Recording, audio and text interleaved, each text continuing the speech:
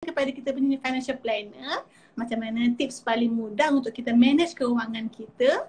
So, kita dah ada planner kita dah sebenarnya kat dalam ni. Assalamualaikum Puan. Dengar tak? Assalamualaikum. Dengar. Dengar You ya dengar Puan? tak suara I?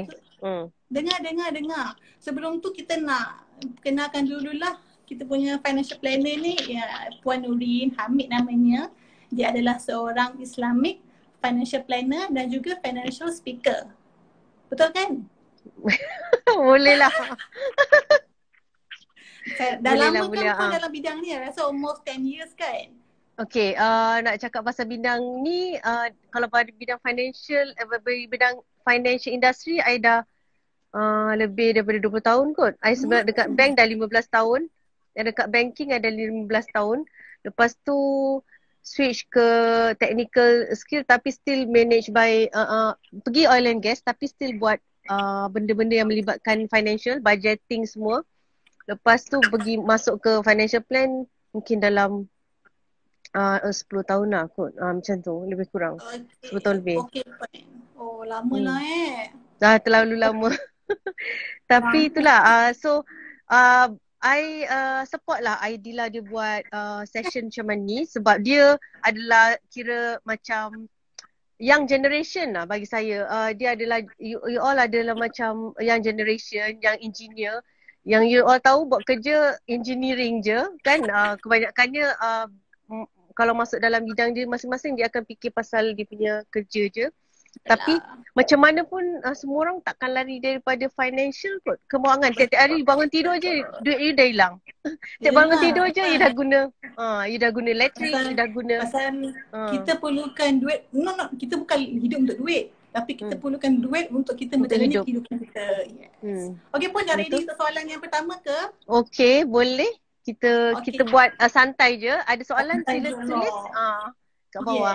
Yes. Okay, soalan yang pertama ya Puan, kita kan baru dapat gaji kan. So, apa yang kita perlu buat untuk manage duit kita, duit gaji kita lah. Dan duit kita keseluruhannya. Okay, first kali I tanya you balik. Okay, kalau you orang yang baru bekerja, ni I akan bercakap dari segi untuk yang generation yang baru bekerja, dia tak ada komitmen. Saya rasa 70% dia dah kena simpan. You kena save dulu baru you spend. Betul tak? You kena save dulu sebab you tak ada komitmen, okay? Tapi bila you dah start masuk, you dah buat hutang kereta, you dah buat hutang rumah, you dah ada komitmen nak kena bayar installment, then you kena, first kali you kena settlekan komitmen yang hutang dulu. Contohnya hutang rumah, hutang kereta, mungkin ada PTPTN kan. Itu you settle dulu dan balance tu you kena simpan dulu. Bagi saya you kena simpan 30% daripada balance and then yang lebih tu baru boleh spend. Tapi you kena tahu pula dari segi hutang ada good loan and bad loan lah kan. Macam good loan ni adalah rumah, kereta saya boleh katakan okey juga ikut kemampuan masing-masing lah. Takkan kita gaji kecil kita nak pakai kereta Mercedes contoh you kena ikut kemampuan. Sebab itu kira macam menjerat diri sendiri lah, macam tu rasanya. So kalau okay, itu good loan lah, kereta, rumah, mungkin you beli aset tanah ke, itu good loan. You kena tahu. Tapi kalau bad loan ni saya boleh cakap personal, bukan bad loan. Ini kalau tak manage dengan baik dia akan jadi bad loan. Contohnya personal loan, credit card, itu bad loan. Dia akan menarik you, sebenarnya nanti kalau you dah buat personal loan, sekaligus you akan dapat katalah 20,000. 20,000 tu you akan rambang mata mesti nak beli tu, beli ni. Tapi apa purpose you buat personal loan in the first place? Kena tanya balik soalan tu. Kadang-kadang kita tak payah pun buat personal loan. Credit card mungkin kita boleh ambil, mungkin ambil satu credit card. Jangan, kalau kita gaji tidak berapa tinggi, contohnya less than 5,000, but kalau ada credit card ambil satu je lah. Tapi kalau you rasa you tak nak buat personal loan tapi you nak gunakan credit card tu untuk maybe you ada business, you ada nak rolling business, then it's a different things. You kena manage baik-baik. Kiranya kita macam contohnya macam kalau I dah bekerja kan, so kita manage kita punya hutang tu dulu, debt. So bila dah settle hutang and then ada duit spare, kita kena saving, Simpan dulu. Simpan dulu. and then the rest kita baru spend. Jadinya you kena decide Okay. berapa you nak simpan. Bagi saya, advice saya 30% daripada simpanan you tu. Simpan then baru you spend. Pokoknya ini sama lah macam yang saya ada baca jugalah yang budget rules tu kan, yang 50%, 30%, 20%. Benda ni saya rasa kena apply lah dalam kehidupan kita ya Puan. Memang. Okay, tapi when time goes along, macam you dah 30, 40 lebih, dah masuk 50, mungkin hutang you berkurang. Ada yang dah settle kan, ataupun you jenis yang tak suka tukar-tukar kereta daripada dulu sampai sekarang pakai kereta sama. Ataupun you jenis yang beli kereta cash. Ada orang beli kereta cash. Saya dah jumpa beberapa orang yang suka beli. Dia beli kereta local car, dia beli cash sebab dia ada access duit. So dia tak nak hutang. So daripada situ, you dah kena start banyak more saving. Sebab you kena fikir kita retire. Umur kita dah berapa, umur dah 70, orang dah tak nak beli kereta kerja. Kan? So benda tu 50, 30, 20 tu dia tak adalah macam sampai kita tua macam tak. Sebab bagi saya kalau umur yang dah 50, yes betul. Kalau umur yang dah 50 dia dah start, bagi saya minimum 50% dia dah kena simpan. Selain daripada dia mungkin nak kena settlekan loan dia kan. Ada lagi mungkin dia ada buat loan baru, tapi a good loan lah. Biasanya orang-orang yang macam 40 lebih ke atas ni dia akan buat rumah tambahan. Macam mana? Property. Dia beli property lagi. Dia nak kembangkan aset dia. Dia nak kembangkan aset dia beli property. Bila dia beli property, dia ada komitmen loan kat situ. Dia bayar benda, dia akan ke arah baik pembayaran komitmen dulu. Dan lepas tu dia akan simpan baru dia spend. Tapi orang yang beli banyak property ni, dia akan buat rumah sewa, betul tak? Dia akan kadang-kadang dia nak sewa. Then it will become itu income dan itu adalah investment dia. So bila dia mungkin dia dah retire nanti, dia cuma ada gaji, dia ada income berdasarkan sewa rumah lah. Sewa rumah, sewa kedai macam tu. So dia dah plan awal. Tapi you kena start awal. Umur 20 lebih tu dah is a good time for, kalau dah start kerja 25 ke atas tu you dah kena start plan betul-betul apa you nak buat dengan duit dia. Kiranya masa kita macam kita, okay, contohnya macam orang ni dia baru grad kan. So kita kena pakai yang 70. Tadi tu 70% kan. And then bila dah macam okay dah 30 plus 50%, 30%, 20%. And then bila dah 40 ke 50 plus tu dia dah bertukar lah pula. Dia dah kena save banyak. So memang kena, dia dah kena save banyak sikit lah. Kena apply. Sebab benda tu gradually ikut. Kalau saya tak terlalu terikat sangat dengan 30 ke you nak 50 ke 70. Dia bergantung pada keadaan income you satu. Satu lagi kena ada keperluan. Yang penting komitmen tu kena settle dulu. Sebab kita tak nak jadi pembayar hutang yang tidak cantik. Sebab nanti kita kena bayar unnecessarily cost lah, macam penalty interest, lepas tu bank tengok pun tak cantik kan, macam tu.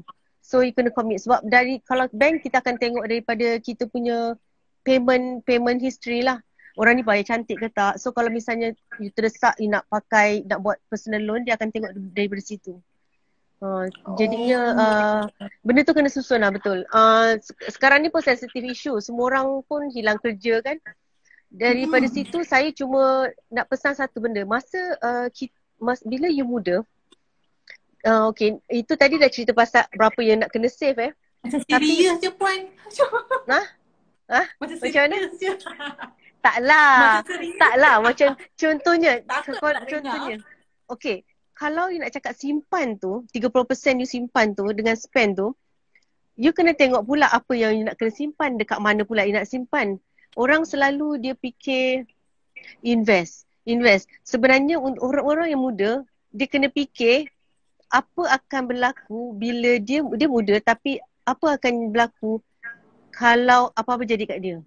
Sebab tu first dalam financial plan adalah protection. So takaful insurance memang mesti kan ada, minimum you mesti ada satu. Mesti ada. Mesti ada. So dia ada level. Lepas you dah ada takaful insurance, baru you fikir dia nak invest. Invest tu you kena diversify lah. Tak boleh letak semua dalam satu bakul, betul tak? You kena Yes, letak betul. you kena letak banyak tempat lah. Beberapa tempat, jangan banyak sangat tapi tak apa panggil, tak berkesan. You kena letak kat beberapa tempat yang you tahu insya-Allah ada datang hasil. Untuk yang kalau takaful you kena ambil, you kena fikir kalau apa berjadi kat saya, apa hutang yang waris nak kena bayar? Tu satu. Dan apa tanggungan saya pula? Nombor dua. Sebab kita tak nak mati dalam keadaan hutang. Tak ada siapa yang nak bayarkan hutang kita. Betul tak? Itu yang kena fikir. And then investment you pula, baru you fikir investment. Okay, investment kat sini mana? Kalau you terus jump into investment, you terus nak main share, you terus nak main Bitcoin, you terus nak yang crypto, whatever kan. You kena tahu riski tau. Benda tu adalah risiko. Risiko yang you kena tanggung dan tak ada siapa nak tanggung.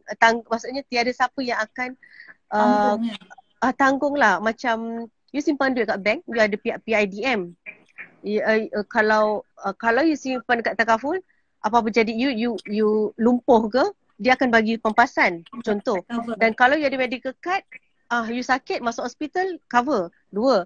Lepas tu kalau you ada investment yang banyak ni, kalau ASB ke tabung haji, bukanlah you adalah bersepah-sepah ni kan, orang kata tabung haji, ASB, apa unit trust, you ada benda tu, dia punya return tu adalah berbeza. Jadinya you punya risiko sangat kurang. Tapi kalau you terus, you ada duit selepuk, katalah you punya gaji 2,000, you nak masuk main saham 400, sebab yang lain-lain semua you dah nak bayar hutang kan, contoh. 400 you nak main selepuk, you nak masuk kat main share kan, tapi you tak ada, you main belajar, tapi you belajar you tak pernah experience yang lama tau. You kena main, you masuk, kalau hutang kalau saham tu kiok, you pun kiok lah. So 400 burn macam tu je lah. So you kena pelan-pelan. Kalau nak belajar satu benda pada financial, you kena pelan-pelan. You kena ada backup plan. Tapi I memang advise kalau tabung haji, kalau you rasa you nak simpan kat ASB boleh, tabung haji itu kena ada. You kena simpan untuk masa akan datang. Sebab dia adalah tahunan ada dividen walaupun sikit. Kan, tapi macam orang-orang kerajaan dia ada pencen. Kalau orang private swasta dia ada apa panggil? KWSP. Yes. Okay. Yes. KWSP ni saya nak beritahu you dah ambil 10% out of your salary. Betul tak? Dia KWSP dengan so-so dia dah almost 9 to 11%. So dekat situ you dah ada simpanan, tapi bagi saya adalah sikit. Saya nak cerita satu story yang memang inspired me lah. Dulu saya ada satu boss, dia engineer.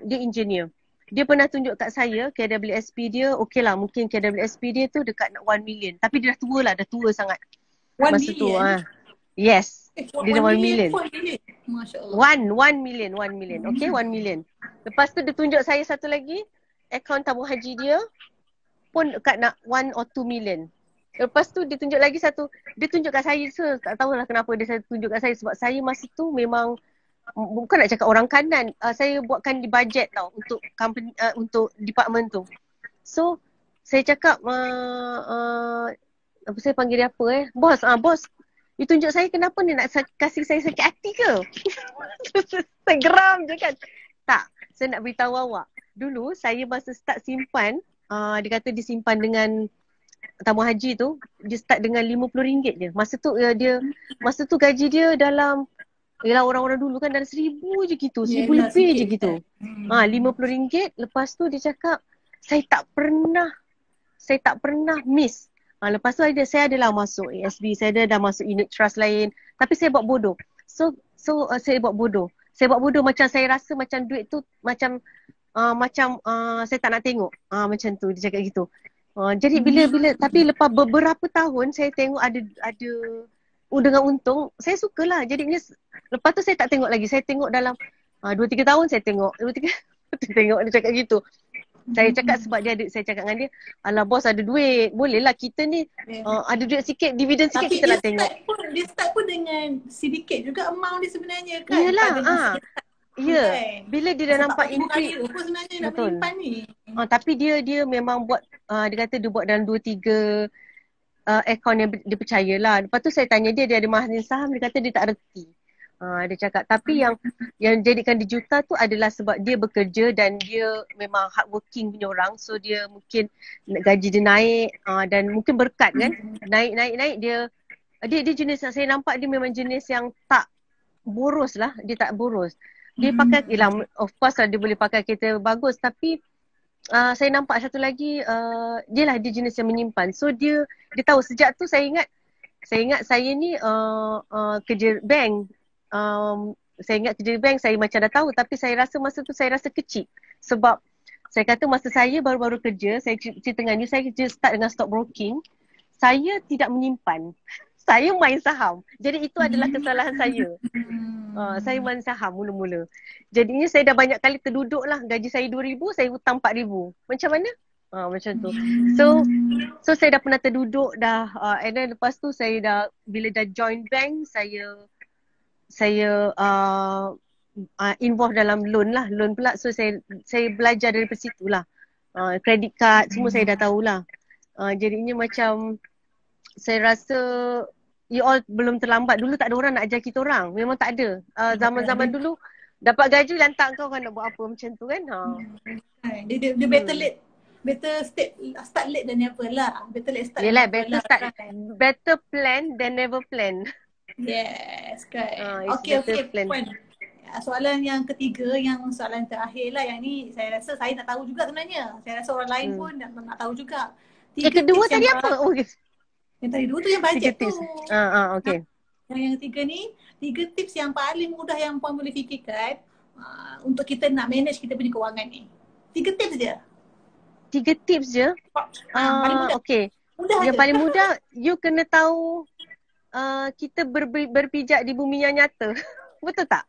You kena tahu you punya gaji, dan you punya level of affordability. Betul? You kena tahu. Nombor 2, you kena tahu you ada hutang. Hutang tu kena bayar. Betul? You hutang kena bayar dan make sure you bayar lah. Itu komitmen lah. Itu komitmen yang you kena. Dan kalau you rasa you nak tambah hutang, you kena tengok balik. Adakah benda tu menyeksa you akan datang ataupun you tak mampu nak bayar, then kena fikir balik. Nombor 3, simpan. Itu 3 tips, simpan. Lepas tu you nak spend ke apa tu adalah balance. Tu pulang pada you. Tapi 3 tu memang you kena tahu. Affordability. Berpijak di bumi nyata lah. Affordability. Lepas tu nombor 2, tahu hutang you macam mana. Hutang you macam mana? Tahu hutang. Tak ada sebenarnya hutang tu okey, 3 tu saya. Tapi hutang tu I boleh cakap know your net worth. You kena tahu you punya nilai. Nilai you berapa? Yelah, kalau nak punya, tahu macam sekarang ni hutang dengan aset. Yes. Asset and liability. Kalau kat Maybank kan dia ada satu bulat tu, the asset dengan liability. So yes, mana kita net worth. Kita punya liability. Okay. Tapi Maybank dia tahu macam kat bank you akan tahu di bank situ saja. Tapi kalau you sendiri, you ada beberapa bank dan you ada beberapa hutang. Dan you kena tahulah macam mana nak kira. Macam kita kena track kita punya, kita punya plan. Kita punya kewangan kita tu, bank ni kita ada banyak, ni ada banyak, ni hutang banyak. Kena macam dalam kena put in Excel lah macam gitu. So tadi tu affordability, apa tu kita punya net worth dengan savings. Yes, savings ni bukan investment. Maksudnya investment tu buatlah you nak letak mana, tapi cuma I kena ingatkan lah. You kena tahu you kena mesti ada protection juga. Protection baru you fikir yang investment. Macam tu. Okay, fine. So, thank you for sharing Puan. Dan semoga ada apa-apa soalan lagi daripada you? Saya ada cuma 3 tu je. 3 tu je. Apa ni? Ada orang tanya siapa? Tanya untuk orang government nak tanya. Macam saya pula tanya, kalau macam government, bila you retire, you akan dapat pencen, betul? Full pencen. Full pencen. Kalau yang tak dapat penuh tu yang macam mana? selalunya kalau terdapat penuh ni, kita ada limit, servis limit kita. Oh, okay, okay. 1 tahun. And then contohnya macam kalau kita baru pencen dalam 20 tahun, kita tak akan dapat lagi kita punya pencen sampailah kita dah capai kita punya limit tu. Okay, and then kalau macam you punya medical treatment after lepas retire tu macam mana Ni lah, saya tak pasti lah yang kalau yang pensioner ni dapat tak juga medical. Saya rasa dapat lah kalau untuk yang berpencen. untuk government lah, dia kerja, dia kena pergi hospital government lah. Betul, memanglah semua kena pergi hospital government je. Sekarang ni pun. Oh, sekarang lah. Sekarang. Memang mana-mana pun kena government lah. Selalunya yang I nampak yang bagusnya kalau you retire you ada gratuity, betul? Betul. Gratuity tu you all kena macam orang yang pencen ni dia kena manage betul-betul. Sebab saya nak beritahu yang you sebenarnya ada beberapa orang government yang dah retire, gratuity dia pergi masuk skim cepat kaya. Tapi dia tak tahu tu skim cepat kaya. Itulah yang berlaku, betul. Kesian puluh ribu. Ratus ribu pun ada. Scammer ni, diorang memang target orang-orang yang macam inilah. Dia tahu orang tu nanti akan dapat pencen, dapat duit dalam lamsam 100,000 tu. Memang target market dia memang orang-orang yang pencen government ni. Pasal diorang dapat banyak. Sebab dia punya trik senang je. Scammer ni, you tahu dia janji 1 bulan, dia akan bagi you punya return dalam masa 6 bulan dia akan bagi. Lepas tu you tambah, dia hilang. Betul. Bila you tak tambah sebab itu yang happen. Sebab dia akan rolling kat tempat lain pula dengan orang lain pula. Macam duit kita ni dia akan bagi kat orang ni, dan dia akan dapat duit orang lain, duit tu duit orang lain dia bagi kat kita kan. Dia macam apa panggil saya baca itu kan. Okey Puan. Ada apa-apa lagi ke nak share dengan kita?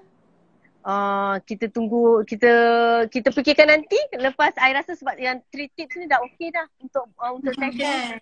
So kita jumpa lagi lah insyaAllah satu hari lagi. Sebelum tu Puan, terima kasih juga. Terima kasih dulu lah kepada Puan Nuri kerana sudi share dengan kita untuk malam ini. Dan kepada sesiapa yang tengok IGTV ni, boleh kalau ada persoalan boleh DM saya ataupun Puan Nuri. Dan kita try untuk jawab soalan anda pada sesi akan datang. Kita try untuk Puan ni by series kan Puan kan? InsyaAllah. Okay, Jad ID lah. You punya IG nanti. Ni technical pula. Nanti you save lah dekat IG you. IG story ni. Kita boleh komen kat situ kan? Nanti kita buat ni, insyaAllah kita akan buat ni by series. Sebulan sekali ke ataupun 2 minggu sekali ke, kita tengok tengok yang free lah kan. So jangan lupa untuk tinggalkan soalan ke komen soalan kami tanya ke, insyaAllah kita ada financial planner untuk jawab, dan saya pun sendiri insyaAllah boleh jawab. So kepada Puan Nuri, terima kasih sekali lagi, dan terima kasih Dila. Selamat malam. Thank you. Bye. Kepada semua, thank you for joining us. Thank you for tengok, and take care. Patuhi SOP. Selamat malam. Okay. See you lepas PKP Dila. Okay, bye. See you lepas PKP. See you lepas PKP. Okay, bye. Bye. Okay, bye. Assalamualaikum. Salam.